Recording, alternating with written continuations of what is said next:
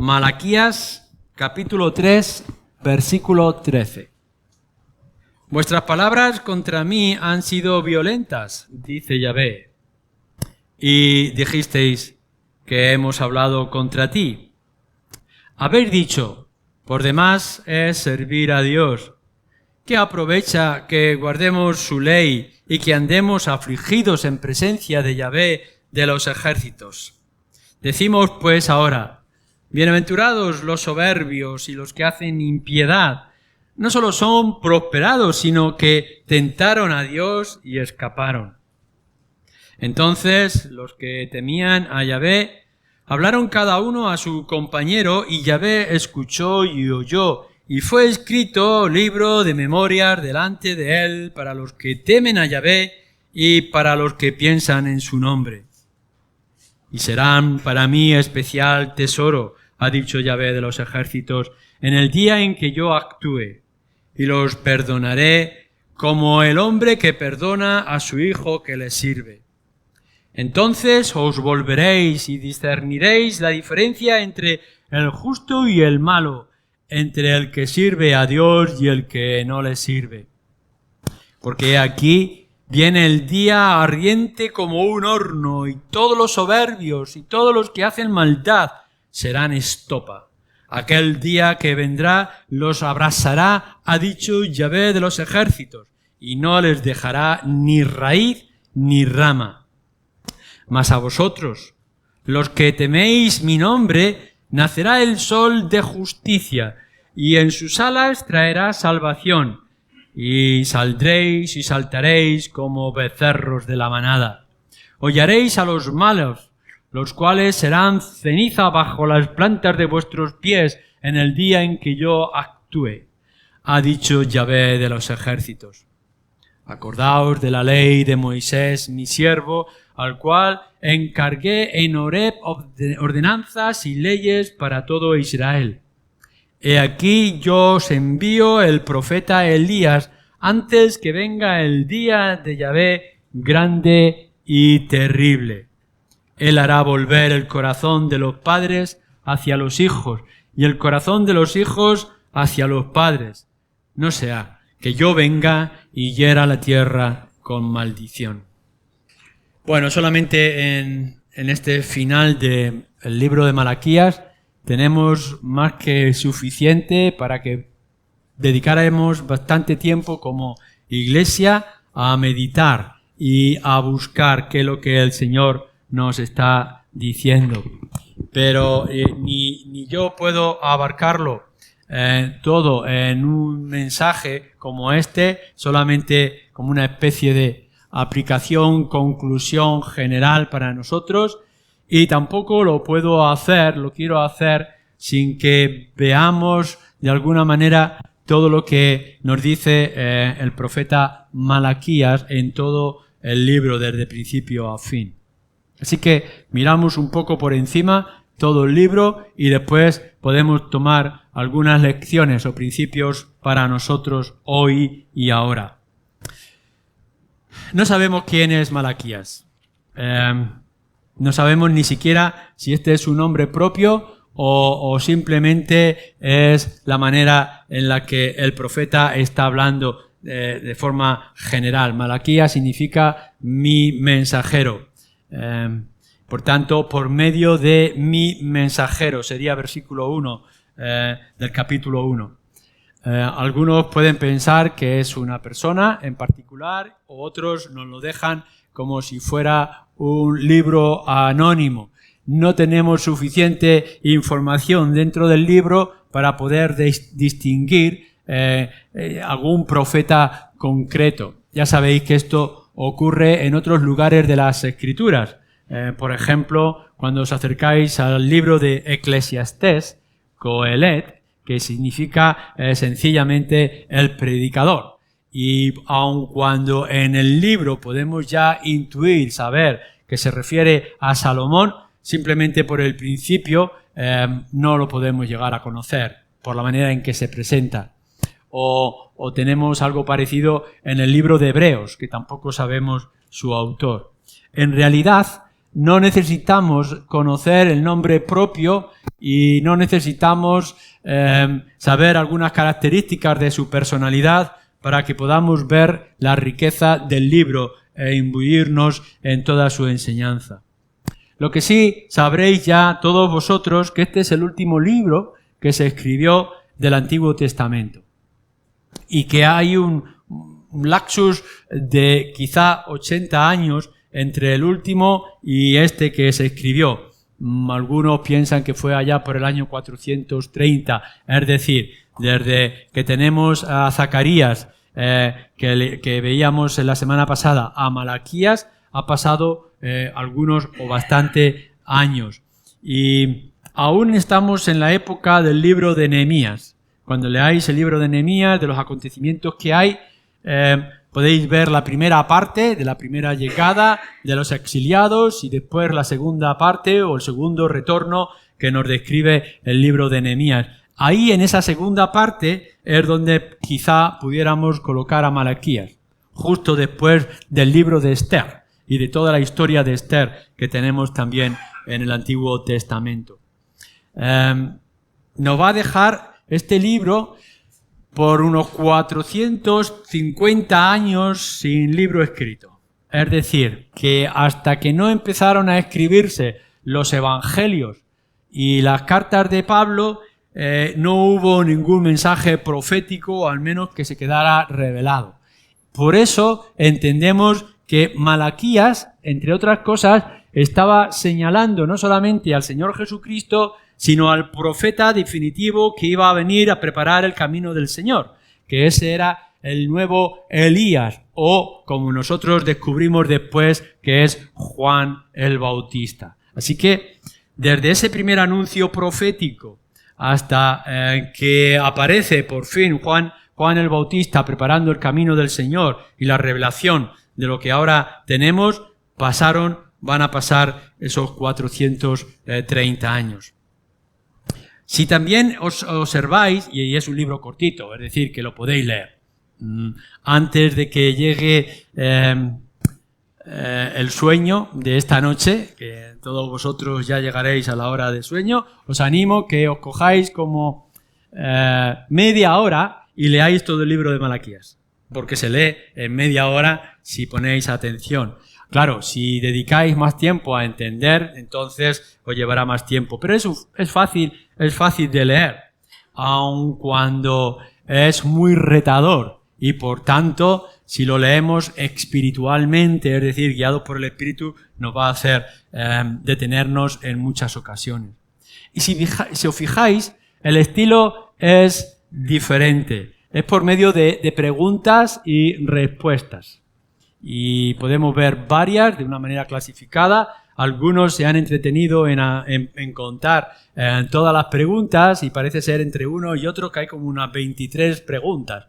Entonces el profeta hace una pregunta, los oyentes responden con otra pregunta: ¿qué es lo que estás diciendo? ¿Por qué dices esto? ¿En dónde hemos pecado? ¿Dónde hemos hecho esto? Y entonces el profeta trae la enseñanza o la exhortación. Y eso se va repitiendo de manera constante. Algo que de una manera tan extensa no se había hecho anteriormente. El profeta venía, traía un mensaje, a veces habría una reacción, venía un oyente a decir algo, pero era simplemente traer el mensaje de parte de Dios. Pero aquí os voy a enseñar algo con esta pregunta retórica. Entonces ellos dicen: ¿qué es lo que me quieres decir con esta pregunta, Malaquías? Y entonces él aprovecha para traer la enseñanza directa. Y lo que vemos, por tanto, en toda esta extensión de los 4 capítulos que tenemos es una declaración, unas preguntas y unas respuestas o conclusión para motivarles. Por una parte, lo que está haciendo es reprenderles por su apatía. Y yo me voy a detener en esta idea. El pueblo de Israel ya ha construido el templo, ya ha levantado el muro, leed Esdras y Nehemías, y bueno, están satisfechos. Nehemías nos ha descubierto, nos ha traído un avivamiento y un despertar, el gozo, todo el pueblo reunido escuchando la palabra, emocionados, etc. Pero conforme van pasando los años, hasta que viene esta segunda vuelta de parte de Nehemías, hay como una apatía, una dejadez, un cansancio. Esto lo habéis experimentado todos en las siestas, ¿no? Cuando venimos tenemos todos muchas ganas de trabajar y viene el calor y de pronto vemos que poco a poco, sin haber hecho casi nada, nos vamos sintiendo más cansados y más agotados, con menos ganas de hacer, buscando la siesta, el abanico o algo fresquito para tomar. Y hay esta dejadez. El problema es que cuando estamos hablando de esto, estamos hablando de algo espiritual. Y esto es corriente en todos los creyentes del pasado y del presente, y me temo que será así del futuro. Empezamos con muchas ganas, pero cuando viene el calor o viene el desánimo por las circunstancias, vamos decayendo y vamos siendo más apáticos o más indiferentes. Llegamos a lo que parece ser un cumplimiento mecánico de las cosas. En cierto momento, algunos de vosotros, o quizá todos, habéis podido llegar y empezar vuestra vida cristiana con gozo, con celo, vamos a la iglesia, cantar las canciones, leer la Biblia, lo hemos descubierto, qué verdades más hermosas, pero conforme va pasando el tiempo, uno va decayendo en el ánimo, ¿no? Y ese desánimo que nos va inundando y nos va cubriendo. Esto es lo que le está pasando al pueblo de Israel cuando está escribiendo Malaquías. ¿En qué estamos haciendo estas cosas? Es decir, estamos haciendo algo y ahora me dices que no lo estamos haciendo bien. Malaquías, ¿qué nos quieres decir con esto? Y Malaquías tiene que ir a su conciencia y le tiene que descubrir que aun cuando hagan ciertas cosas, las están haciendo con desgana y quizá incluso lo están haciendo con desprecio. Por tanto, les tiene que llamar en cada una de esas ocasiones, o en varias de ellas, al arrepentimiento, a volver, como hemos leído en el capítulo 3, a el placer, el celo o la fe en el Señor. Desprecio, por ejemplo, si leéis en el capítulo 1, versículo 7, de las quejas de los sacerdotes sobre los sacerdotes. Fijaros, capítulo 1, versículo 9. Ahora pues, orad por el favor de Dios para que tenga piedad de nosotros. Pero, ¿cómo podéis agradarle si hacéis estas cosas? Dice Yahvé de los ejércitos. Quien también hay de vosotros que cierre las puertas o alumbre mi altar de balde. Yo no tengo complacencia en vosotros, dice Yahvé de los ejércitos, ni de vuestra mano aceptaré ofrenda. Habéis, versículo 13, además dicho, oh, qué fastidio es esto, y me despreciáis, dice Yahvé de los ejércitos, y trajisteis lo hurtado, cojo o enfermo, y presentasteis ofrenda. ¿Aceptaré yo eso de vuestras manos? Dice Yahvé. Fijaros bien que lo está refiriendo acerca de los sacerdotes. Así que los sacerdotes estaban trayendo la ofrenda y estaban cumpliendo con sus rituales, pero ya no estaban trayendo lo mejor, ya no hacían la elección de los mejores animales que no tuvieran defecto, sino que lo hacían con un desprecio, con una desgana, que Malaquías tiene que exhortarles y llamarles la atención. Por ejemplo, en el capítulo 2, versículo 14, 15 y 16, hay un desprecio de parte del pueblo a las leyes o las referencias con respecto al matrimonio. Y hemos visto en algunas ocasiones que el matrimonio es la base de la sociedad, incluso de nuestra vida espiritual, porque es el núcleo donde comenzamos los padres hablando a los hijos con respecto al Evangelio, la relación de esposos y esposas. Y Malaquías tiene que hablar de parte del Señor para traer la infidelidad, la actitud deplorable, negativa, que estaban mostrando incluso en este área del matrimonio y de la vida familiar. O en el capítulo 3, versículo 8, 9 y 10, acerca de los diezmos. Y uno estaba diciendo, claro, en un principio uno puede pensar, voy a dar todo lo posible acerca del Señor, pero poco a poco uno, en lugar de ir sumando, va restando.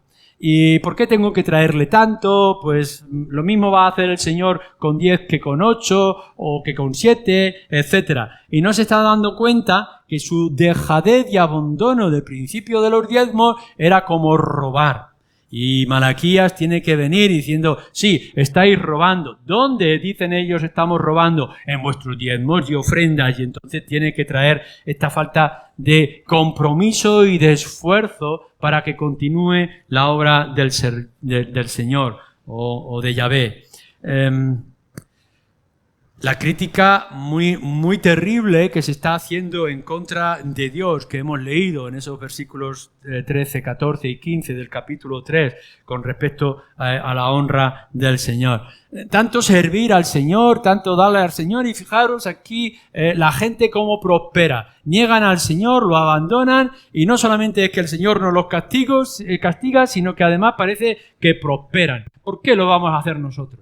Bastante fastidio es que tengamos que estar ya con esta fidelidad o compromiso o trabajo espiritual, si no nos va mejor, sino incluso peor de los que están allí con estos paganos o con estos incrédulos. Así que podemos ver toda esta falta de fe y esta falta de compromiso, pocas ganas de seguir adelante, o si lo hacemos de una manera mecánica y torpe. Pero también a lo largo del libro podemos ir viendo señales como de luces, de admiración, de esperanza, y este libro de Malaquías nos trae también mensajes proféticos de preparación del camino al Señor. Especialmente lo podremos ver al final del libro, del capítulo. Primero nos habla del precursor, del último profeta, Juan el Bautista, capítulo 3, capítulo 4, que luego podemos ver referencias en el Evangelio de Mateo a este libro. La venida del Hijo de Dios, del Mesías o del ungido, al principio del capítulo 3, al templo. ¿Veis este templo que lo ignoráis, que lo tengáis como despreciado porque es más pequeño, más insignificante que era el de Salomón? Pues aquí va a venir, como decía también Zacarías en su libro, aquí va a venir el Señor a este templo. Y de alguna manera podemos ver no solamente que Cristo vino al templo, sino que sustituyó el templo con su propio cuerpo, con su propia vida. Y en el capítulo 4, versículo 2, que nos habla de ese sol de justicia. Para algunos será un día terrible, el día del Señor, pero para otros va a sorprender con el sol de justicia que alumbrará, guiará a su pueblo. Así que aun cuando podemos ver de una manera constante a Malaquías exhortando al pueblo a que despierte, que espabile, que se eche un poco de agua fría y siga adelante en su vida espiritual, podemos ver estas luces, estos vasos frescos para el alma que nos va trayendo también el mismo profeta. Uno de los comentaristas, y creo que es que quizá más me ha gustado, hace un bosquejo a través de los atributos que se intentan mancillar o dañar y que el profeta defiende. Del capítulo 1 habla del amor de Dios, en el capítulo 2, versículo 10, de la santidad de Dios, capítulo 3, versículo 1, de la justicia de Dios, y del capítulo 3 del versículo 13 hasta el final, de la fidelidad de Dios. Así que mientras se va apagando el fuego que había interno en el pueblo de Israel después de haber levantado el templo y el muro y haber tenido ese descubrir, avivamiento y la muestra de Dios, van decayendo, a la misma vez el profeta va trayendo toda esta señal del amor, santidad, justicia y fidelidad de Dios. La reivindicación de Dios en medio de las circunstancias. Esta es una idea muy extensa, muy resumida. No sé si podéis comprenderla, buscarlo vosotros mismos en la lectura del libro. Pero vamos a centrarnos en él, en estas últimas líneas que hemos leído al principio, y lo vamos a aplicar para nosotros. Malaquías se está dirigiendo en el versículo 13 en adelante a un pueblo apático.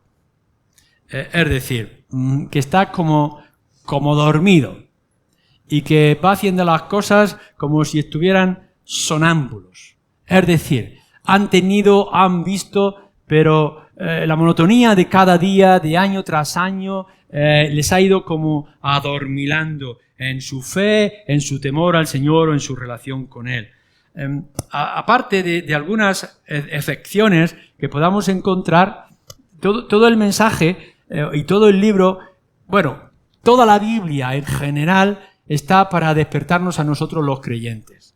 No hay apenas ningún libro que esté para despertar al mundo.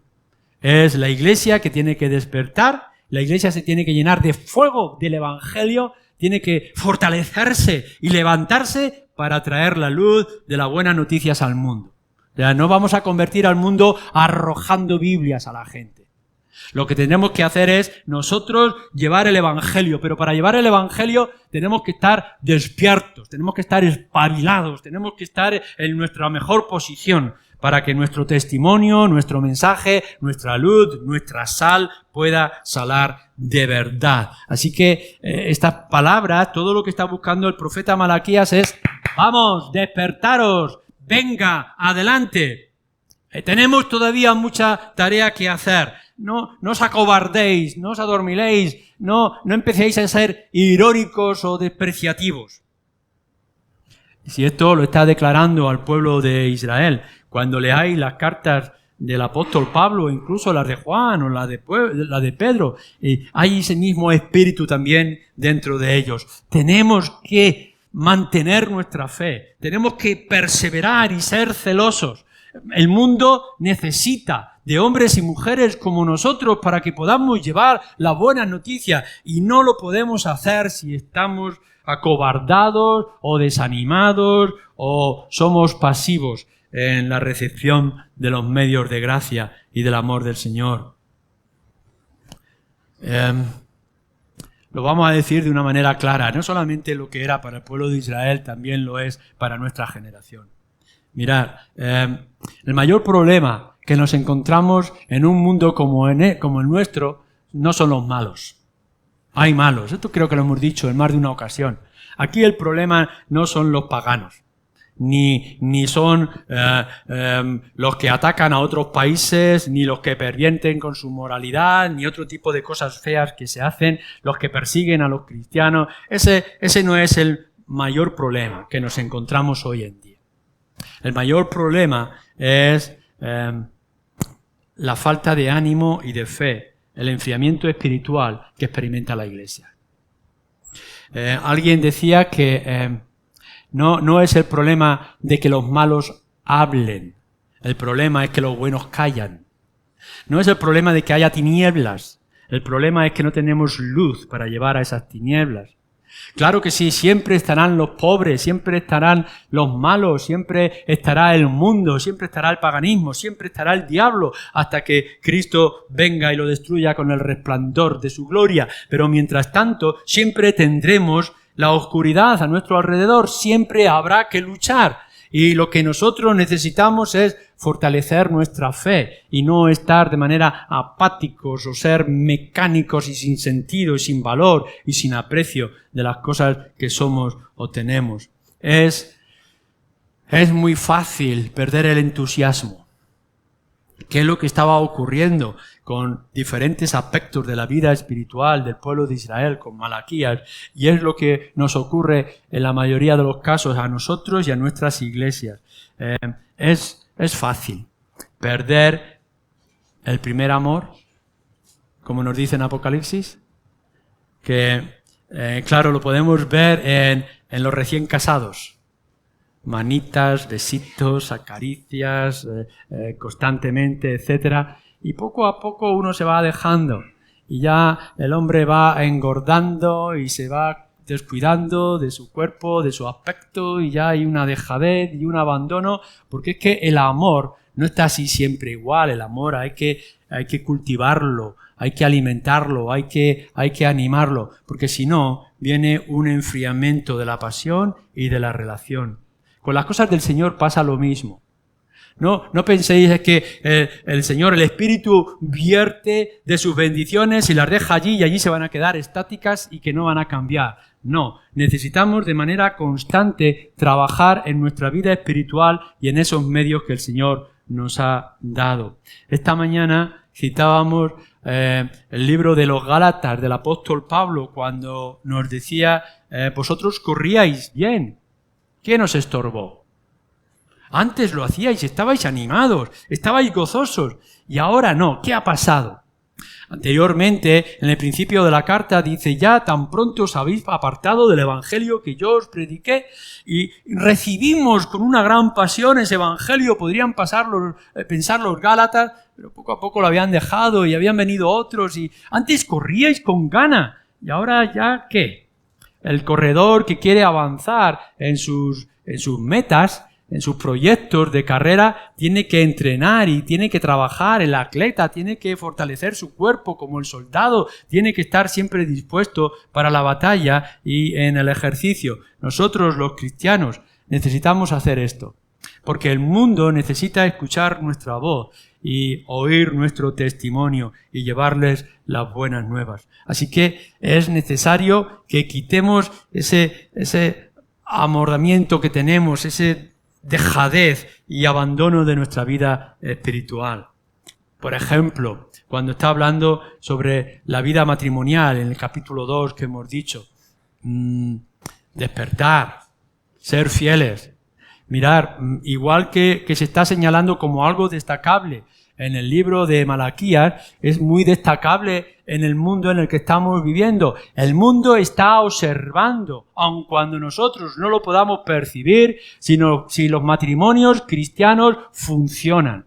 Estamos recibiendo un ataque constante, que la familia clásica o el matrimonio clásico ya ha perdido su valor y su riqueza, y ahora se están inventando cada vez cosas nuevas. ¿Cómo vamos a responder? ¿Con filosofías? ¿Con ciencia? ¿O le vamos a ir al mundo y le vamos a decir: los matrimonios cristianos, los principios bíblicos del amor cristiano funcionan? Pero ¿cómo le vamos a mostrar que esto funciona si no lo aplicamos a nosotros mismos? ¿Por qué vosotros, maridos, habéis sido infieles o habéis actuado de esta manera tan egoísta con respecto a vuestras esposas? Despertar. Porque el matrimonio no es únicamente para que tengáis paz dentro del hogar. Lo hemos dicho en algunas ocasiones en la reunión de matrimonio. El matrimonio es una manera de proyectar o traer la imagen del evangelio. De tal manera que cuando el marido ama a su esposa y la esposa se entrega a su marido, es de la misma forma que Cristo se entregó por amor por la iglesia, o por su novia, la esposa, que era la iglesia. Estamos reflejando con nuestros matrimonios y no podemos dejar que decaiga el evangelio en nuestras propias vidas. ¿O qué decimos acerca de los diezmos que hemos señalado en el capítulo 3, versículo 8 al 10?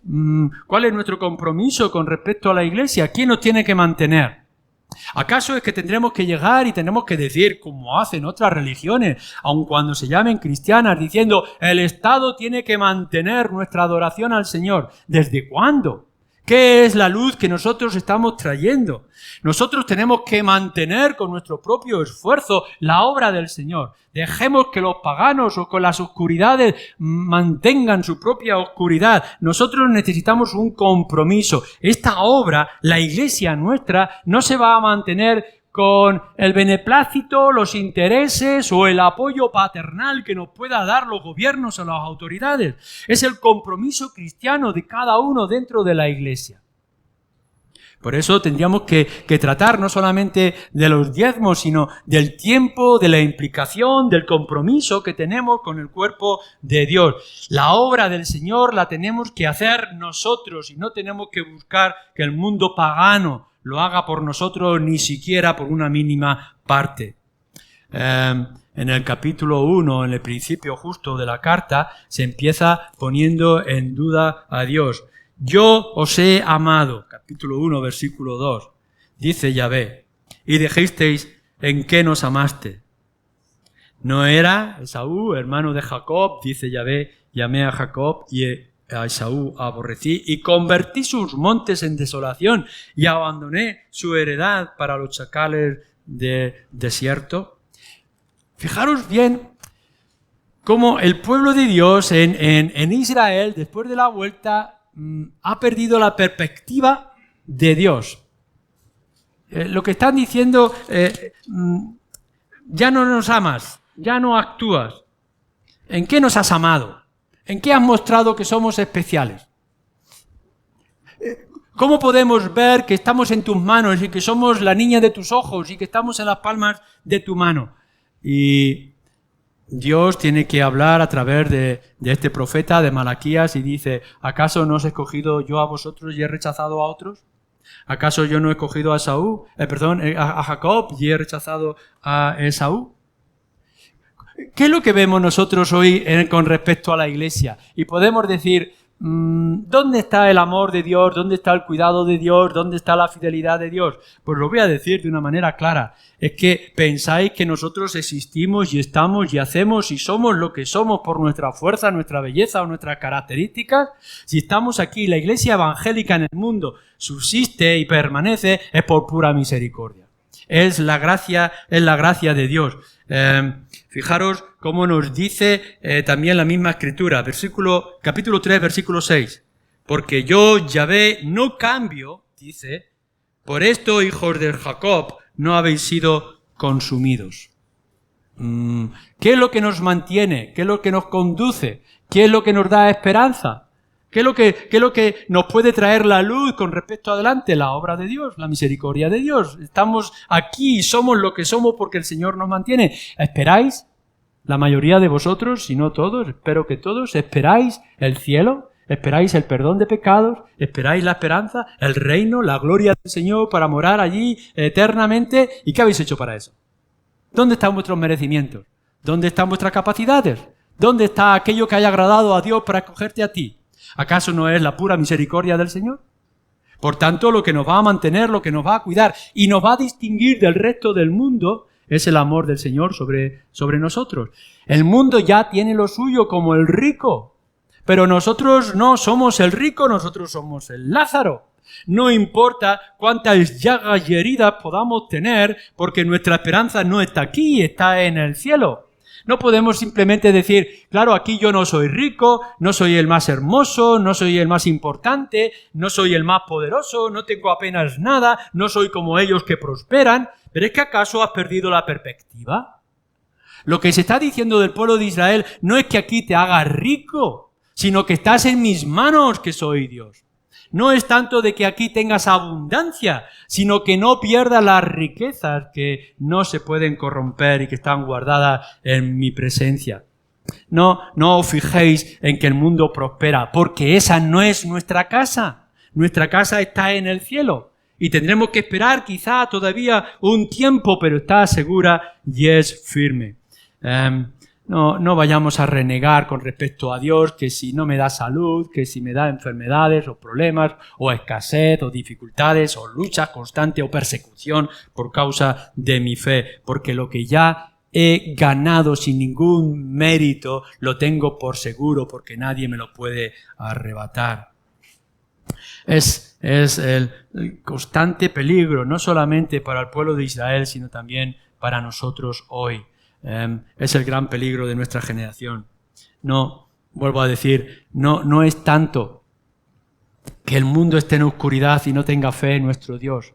Es que nosotros hemos adormilado nuestra fe y hemos apagado nuestro celo. Ya no tenemos el mismo gozo o amor de antes y estamos en una actitud de ironía, de dejadez, de intentar robar o disminuir todo lo que al Señor le pertenece y en tanto, en lugar de buscar la ley del máximo esfuerzo, lo que buscamos es la ley del mínimo esfuerzo, a ver lo justito para que el Señor me deje entrar, cuando lo que tendríamos que hacer es rendir nuestras vidas enteras por completo, en absoluto, dejarlas para sus manos. Buscad el celo del Señor y no os dejéis llevar por la ironía, las quejas, el ritualismo patético o esa actitud mecánica de venir a los cultos o de hacer las cosas sin el gozo que hemos sentido en el día de nuestra conversión y que debemos de alimentar con los medios de gracia que en la palabra de Dios se exponen. Pero en medio de todo este pegar voz, hacer claro que el mundo, que la iglesia despierte de manera clara, podemos ver cómo Malaquías va dando notas para que podamos saber dónde tocar, qué tecla tocar, para que podamos otra vez despertar y volver a ese primer amor. Capítulo 1, versículo 9. Orad por el favor de Dios. Ahora pues, orad por el favor de Dios para que tenga piedad de nosotros. Ellos se quejan, pero es la petición que está haciendo el profeta. Primer principio, hermanos. ¿Qué es lo que necesitamos para que podamos espabilar y animar nuestra fe? Orad. Orad al Señor. Lo primero que tenemos que hacer es buscar la fuente de gracia, que es nuestro Dios. Venir a Él. Buscarle a Él. Dejar que Él obre y que Él actúe. Lo hemos señalado también en muchísimas ocasiones. El grave problema de la falta de oración del pueblo de Dios.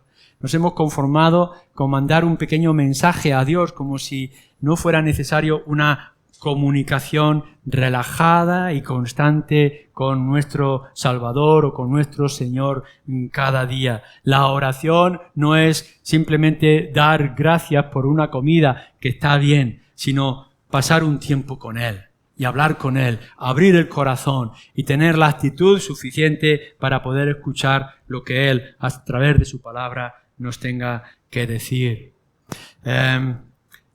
Capítulo 2, versículo 16 nos dice también en respuesta a todas estas preguntas que se están haciendo, porque Yahvé, Dios de Israel, ha dicho que Él aborrece el repudio y que al que cubre de iniquidad su vestido, dijo Yahvé de los ejércitos, guardaos pues en vuestro espíritu y no seáis desleales.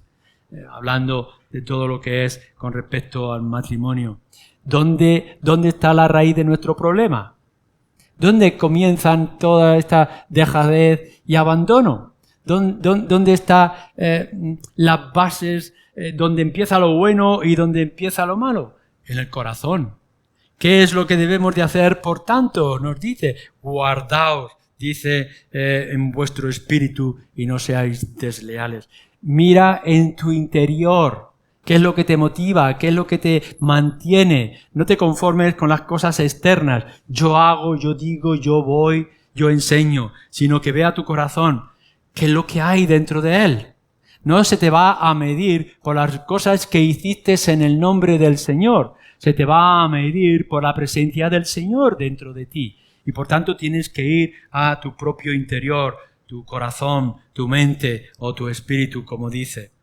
El capítulo 3, versículo 6 nos señala, porque yo, Yahvé, no cambio, por esto, hijo de Jacob, no habéis sido consumidos. ¿No has pensado de manera adecuada y constante en la fidelidad de Dios?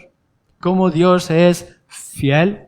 Él no se va a negar. Él va a estar siempre allí. Si Él ha dicho algo y lo ha dejado por escrito, no son palabras que se lleva el viento, sino que lo ha dejado por escrito, podemos volver constantemente y ver que Dios ha sido fiel con su pueblo y por tanto ha sido fiel con la iglesia y por tanto va a ser fiel contigo.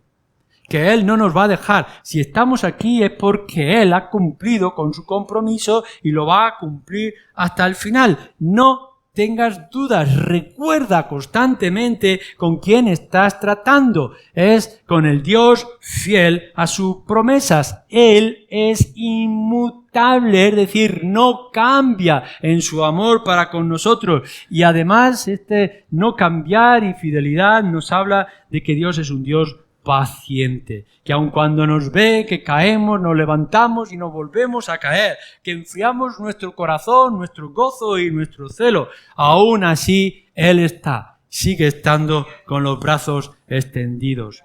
Versículo 7 entonces, desde el capítulo 3, desde los días de vuestros padres os habéis apartado de mis leyes y no las guardasteis. Entonces, ¿qué? ¿Qué podemos pensar? Dice Dios a través del profeta, volveos a mí y yo me volveré a vosotros, ha dicho Yahvé de los ejércitos. Esta es la solución. Cuando está hablando de que, pueblo de Dios, tú creyente que estás aquí en esta mañana y estás viendo que que en fin, tu vida espiritual no es lo que debiera de ser y que te estás como quedando atrás y que estás volviéndote más perezoso en las cosas espirituales, ¿qué es lo que nos está diciendo el Señor? Además de orar y de guardar nuestro corazón o nuestro espíritu interior o recordar que Él es fiel, vuelve a Él, arrepiéntete. Deja todo lo que tengas y empieza de nuevo. El arrepentimiento no es solamente para la conversión, sino que es para toda nuestra vida cristiana. Es parte de nuestra vida cristiana que cada vez que podamos venir y que hemos ofendido al Señor, que le ofendemos muchas veces y de muchas maneras, podemos venir constantemente a Él. Volveos a mí. ¿Por qué? Porque entonces yo me volveré a vosotros. Si lo que tenemos es un Dios paciente, está esperando que su hijo rebelde vuelva a Él y venga, y Él está dispuesto a lanzarse y a tomar a su hijo para darle lo mejor de la casa. Lo que necesitamos ante este tiempo difícil, duro, que podamos estar experimentando en nuestra vida espiritual, lo único que tenemos que hacer es para, arrepiéntete, vuelve, y entonces Él te volverá a ti. ¿Qué nos dice en el versículo 10 también? Dice, traed todos los diezmos al alfolí y haya alimento en mi casa y probadme ahora en esto, dice Yahvé de los ejércitos. Si no os abriré las ventanas de los cielos y derramaré sobre vosotros bendición hasta que sobreabunde. Una de las cosas sorprendentes de la verdad es que manifiesta las Escrituras en este versículo y en tantos otros lugares de la Escritura, es que podemos venir y probar a Dios. ¡Probadme! ¿Queréis saber si yo soy un Dios que bendice? ¿Queréis saber que yo soy un Dios de misericordia? ¿Queréis experimentar mi mano de caricia y no de castigo? ¿Queréis ver cuán bondadoso soy? ¡Probadme! Venid y probadme. Estemos a cuenta y podréis verlo. Si lo único que tenemos que hacer es venir delante de Él y decir, Señor, aquí estoy, obra como tú esperas, dame lo que tú sabes que yo necesito, probadme. En nuestra vida cristiana necesitamos venir y probar a Dios. Claro, nos dice, traer vuestros diezmos, cumplir con vuestras responsabilidades y entonces veréis que yo respondo, que yo no soy sordo, que yo estoy dispuesto, que estoy a la espera y que tengo deseos de obrar y bendecir vuestras vidas, sea cuales sean las circunstancias que os encontréis. Capítulo 4, versículo 4. Acordaos de la ley de Moisés, mi siervo, al cual encargué en Horeb ordenanzas y leyes para todo Israel. Acordaos de la ley. Cumplimiento de la palabra de Dios para agradarle a Él. La ley no está para que nosotros alcancemos la salvación. La ley, los 10 mandamientos, está para que podamos glorificar a Dios por medio de ella. Ser fieles en el matrimonio, cumplir con vuestras responsabilidades, guardar el día de reposo, honrarle a Él, no os hagáis imagen, honrar al padre y a la madre, etc. ¿Por qué? Porque esto le agrada a Dios y lo que queremos es agradar a Dios. Venir y agradarme con esta ley que yo le he dado a mi siervo Moisés, aplicar los mandamientos en vuestras vidas. No veáis la ley como es algo que tengo que hacer con esfuerzo y con trabajo para ver si consigo. No tienes que conseguir nada, ya lo tienes. Eres el Hijo de Dios, la ley se te ha dado para que puedas agradarle a Él. Son los principios que nos mueven para tener una relación limpia, santa, sana, para con Él ser santo porque yo soy santo, nos dice la Escritura. Así que orad, guardar vuestro espíritu, recordar que Dios es fiel, volver a Él cuando caéis o os enfriáis, cumplir con vuestras responsabilidades, probar a Dios para que podáis ver que Él es generoso y que os va a bendecir. Entonces, acordaros de la ley, cumplir la ley para agradarle a Él. Y entonces, al final de esta carta, casi al final de la carta, dice, versículo 16, 3:16, entonces los que temían a Yahvé hablaron cada uno a su compañero y Yahvé escuchó y oyó y fue escrito el libro de memorias delante de Él para los que temen Yahvé y para los que piensan en su nombre y serán mi especial tesoro, ha dicho Yahvé de los ejércitos, en el día en que yo actúe y los perdonaré como el hombre que perdona a su hijo que le sirve. la imagen que nos está trayendo es de un pueblo o de unos creyentes que se rinden y que aceptan la reprensión que trae Malaquías. Y entonces dicen, vale, así será. Y empiezan a hablar el uno con el otro. Este es el avivamiento. Esto es el contagio de la bendición. Cuando yo puedo sentir que la palabra de Dios me afecta a mí y empiezo a hablar con otros y que también afecta y que de pronto como una pandemia espiritual se va extendiendo a todo alrededor. Y podemos ver que el Señor le está diciendo, vosotros, los que habéis aceptado estas palabras, habéis comprendido de vuestra pereza espiritual y habéis venido a aún volver a mí, aquí estoy yo. Y aquí yo voy a bendecir y seréis mi especial tesoro entonces. Porque lo que nos está terminando aquí es que hay una promesa. Es la promesa de la venida del Señor. Lo que Él está diciendo es, habrá un día que será de justicia. Podéis ver, ha dicho antes, todos aquellos que prosperan y que se creen ricos serán estopa. Es paja seca. Es paja seca. Y vendrá el Señor, tal como lo vemos en el libro de Apocalipsis, y arrasará con todos aquellos que no tengan el sello puesto de nuestro Señor Jesús, del Mesías o del Cordero, y serán arrojados al lago de fuego para siempre. En cambio, aquellos que tengan al Señor en sus corazones, aquellos que estén dispuestos, que en verdad se han contagiado con el amor, con el fuego espiritual para tener al Señor en sus vidas todos los días, entonces podrán ver el sol de justicia sobre ellos, el resplandor de la gloria y de la salvación. ¿Qué esperáis? ¿Qué esperáis para el día de mañana? Cuando vuestros huesos secos se despierten y vengan al encuentro del Señor, ¿qué es lo que vais a encontrar? ¿Que os habéis convertido en paja seca para simplemente arder por siempre? ¿O lo que vais a encontrar que sois el pueblo de Dios escogido, que el Señor los toma de la mano para llevarlos con Él para siempre? Seremos entonces los salvos y podremos pisar como el polvo a nuestros enemigos y ganar la victoria. Esto comenzó y terminará con la primera venida de nuestro Señor Jesucristo y con la segunda venida de nuestro Señor Jesucristo. Este es el gran día de Yahvé, cuando Cristo vino como un cordero, pero cuando la segunda vez venga sentado en su trono de gloria. Nosotros ya lo hemos visto. Hemos experimentado ya de manera clara la primera parte. Cristo vino. Ya lo ha iniciado, estamos en medio del día, aún nos resta ver que Cristo vuelve con toda su gloria y su majestad. Mientras tanto, no deis la espalda, no durmáis, que seamos como esos vigilantes que nos dice el Señor en sus parábolas, que estamos siempre dispuestos, preparados para cuando el Señor venga. ¿Estáis preparados? ¿Hay celo en vosotros? ¿Habéis alimentado vuestra fe?